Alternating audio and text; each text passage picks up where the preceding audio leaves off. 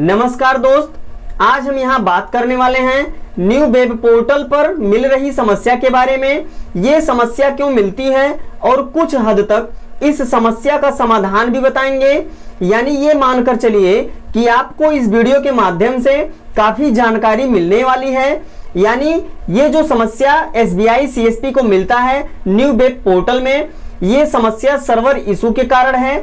और जो इस सर्वर इशू में हम लोगों को ये समस्या मिलती है, तो इस समस्या में CSP को सावधानी भी बरतनी है, क्योंकि कस्टमर के अकाउंट से पैसा डेबिट हो जाता है और CSP के पोर्टल में वो पैसा कुछ देर बाद ऐड भी हो जाता है। और ऐसा भी होता है कि वो पैसा कस्टमर के अकाउंट से डेबिट भी होता है और CSP के पोर्टल में ऐड नहीं होता है। और ये भी होता है कस्टमर के अकाउंट से ना तो पैसा डेबिट होता है और ना ही तो CSP के वॉलेट में क्रेडिट होता है। ये जो समस्याएं मिल रही हैं सर्वर इशू के कारण मिल रहा है। और जो ये टाइम आउट वाला एरर दिख रहा है, इसमें क्या सावधानी बरतनी है CSP को, कैसे चेक करना है, उनका ट्रांजैक्शन सक्सेस हुआ या नहीं हुआ आप तुरंत चेक कर सकते हैं, वो भी अभी हम आगे बताएंगे। और अगर सक्सेस हुआ है तो आपको क्या करना है वो भी आपको बताएंगे। ये जो ओल्ड वेब से CSP के आईडी को न्यू वेब में माइग्रेट किया जाता है, तो ये जो सर्वर इशू है यानी कि अभी इस पे काम जारी है, इसलिए इस पर अभी ये समस्या बनी हुई है और आशा है कि जल्द ही समाधान होगा। लेकिन जब तक ये टाइम आउट वाली या कोई और भी एरर जो मिलती है, अगर ये आपको मिल रही है तो इसमें आपको सावधानी बरतना है। जब भी आप कोई ट्रांजैक्शन कर रहे हैं न्यू वेब से, cash deposit, cash withdrawal, fund transfer, तो इसमें आपको ये देखना है न्यू वेब में ट्रांजैक्शन करते समय अगर टाइम आउट वाली समस्या मिल रही है, अगर वो टेम्पोररी सर्वर इशू है, तो आप आईडी को लॉग आउट करके दोबारा से रिलॉगिन करेंगे, वर्क करेगा। लेकिन अगर वो सर्वर से टेम्पोररी इशू नहीं है, वो इशू कुछ ज्यादा ही है, तब उस समय आप कुछ भी कर लें, चाहे हिस्ट्री क्लियर कर लें या आईडी लॉग आउट कर लें, वो सॉल्व नहीं होगा।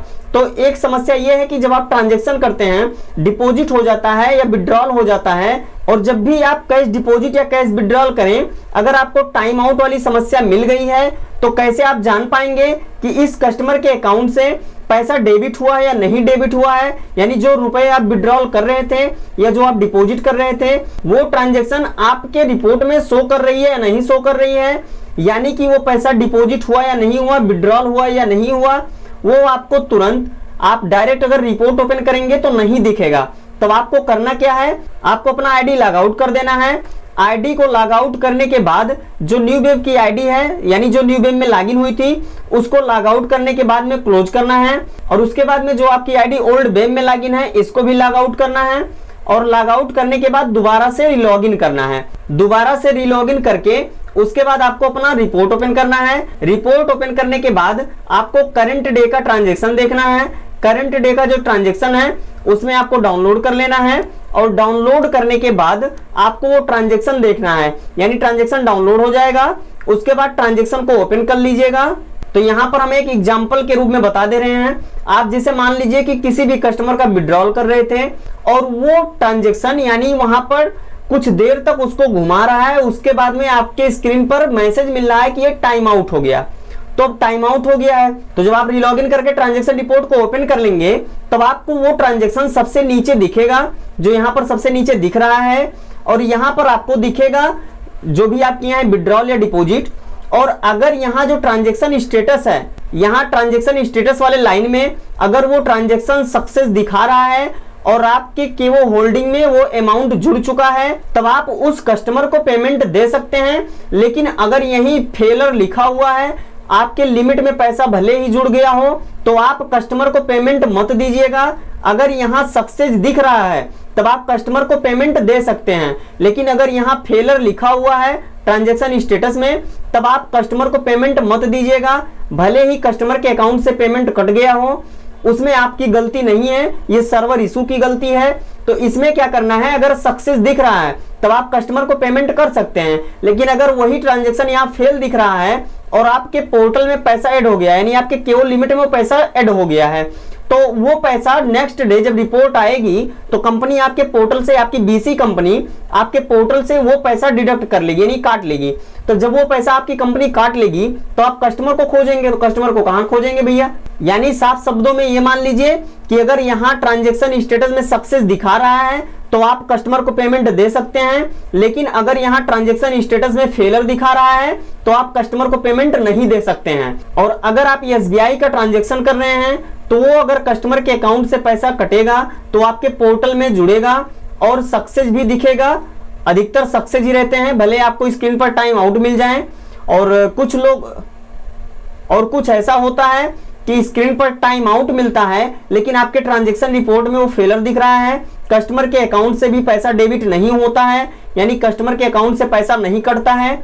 तो आप उस कंडीशन में अगर जब सर्वर सही चले तब आप मिनी स्टेटमेंट करके ट्राई कर लीजिए, या कस्टमर पासबुक लेकर आया हो तो आप पासबुक भी प्रिंट कर लीजिए।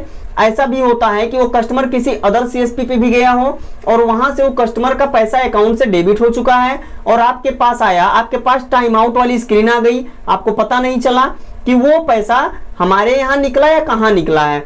तो उस कंडीशन में अगर पासबुक कस्टमर लाया है तो आप प्रिंट कीजिए, अगर आपके पास पासबुक प्रिंटर मशीन है तो, नहीं तो उस कस्टमर का पासबुक प्रिंट करवाइए कहीं से भी, चाहे ब्रांच से या किसी CSP से या ब्रांच से आप उस कस्टमर का स्टेटमेंट भी निकलवा सकते हैं। और उसके बाद में जब स्टेटमेंट निकलवाएंगे, ये जो आपका सिस्टम ट्रेस ऑडिट नंबर होता है वो उसमें प्रिंट रहता है, यानी उस ट्रांजैक्शन के सामने प्रिंट रहता है। जब ब्रांच से स्टेटमेंट निकाला जाता है तो वहां पर CSP ID भी दिखती है कि किस CSP ID से ये पैसा निकला है, तो वहां आप पता कर सकते हैं। और अगर आपके ID से निकला दिखा रहा है और आपके रिपोर्ट में फेलर दिखा रहा है तो आप पेमेंट नहीं दे सकते हैं। ये आप साफ मान लीजिए। अगर आपके रिपोर्ट में यानी आपके ट्रांजैक्शन रिपोर्ट में फेलर दिख रहा है तो आप कस्टमर को पेमेंट नहीं दे सकते हैं, अगर सक्सेस है तभी आप दे सकते हैं। तो जो भी ये न्यू वेब पोर्टल में इशू मिल रही है, यानी जो सर्वर इशू चल रहा है, इस पे काम जारी है और आशा है जल्दी समाधान हो जाएगा। तब तक हम सभी को धैर्यपूर्वक काम करना है और इसमें कोई भी जल्दीबाजी नहीं करनी है। आराम से कस्टमर को प्यार से समझाइए, क्योंकि कस्टमर से ही हमारी CSP चलेगी। समस्याएं तो बहुत हैं SBI कियोस्क के न्यू वेब पोर्टल में, लेकिन हमें और आपको इन्हीं समस्याओं के साथ काम करना है धैर्यपूर्वक। इसमें सावधानी बरतनी है, कस्टमर को बाकायदा अच्छी से जानकारी देनी है कि आपका ये ट्रांजैक्शन फेल हुआ या सक्सेस हुआ, आपको हम पेमेंट दे रहे हैं। जो भी कुछ होगा आप अपने हिसाब से देखिए, कस्टमर को मैनेज कीजिए। ये समस्या है कि सर्वर इशू के कारण हम लोगों के जो कस्टमर हैं वो कस्टमर रूठ रहे हैं, क्योंकि इसमें जो प्रॉब्लम है, मान लीजिए हमारे पास कस्टमर आया, हम उसका विड्रॉल कर रहे हैं, चलिए टाइम आउट दे दिया, कस्टमर के अकाउंट से पेमेंट भी नहीं कटा, या हम कस्टमर को बोल रहे हैं कि भैया नेटवर्क नहीं चल रहा है, सर्वर नहीं चल रहा है। अब वो कस्टमर कहीं दूसरे बगल में SBI के ही CSP पे गया, वहां पर ओल्ड पोर्टल चल रहा है, वो सब क्यों ID पे चल रही हो या मेन क्यों के ID पर, कस्टमर वहां अपना लेन देन करवा लिया। अब इसमें ये समस्या होती है कि जो कस्टमर हैं वो, और अगर आपके पास आए और उस समय आपके पास पेमेंट नहीं हो पाया, यानी कस्टमर का लेन देन नहीं हो पाया, तो कस्टमर के अंदर ये हो जाता है कि ये भी SBI का है और ये भी SBI का है, तो इनके यहाँ क्यों नहीं निकल रहा है, इनके यहाँ क्यों निकल रहा है। तो इसमें कस्टमर भी अलग प्रक्रिया से सोचने लगते हैं। वो फिलहाल कस्टमर हैं, आजाद हैं, वो समस्या हमारी है, वो हमें पता है कि क्या समस्या है। तो इसमें हम लोगों को सावधानी बरतनी है और हम आशा करते हैं आपको ये जानकारी अच्छी लगी होगी, वीडियो पसंद आई हो तो आप वीडियो को लाइक शेयर जरूर करें और आप हमारे चैनल को सब्सक्राइब करना मत भूलें। वीडियो को लास्ट तक देखने के लिए बहुत बहुत धन्यवाद आपको।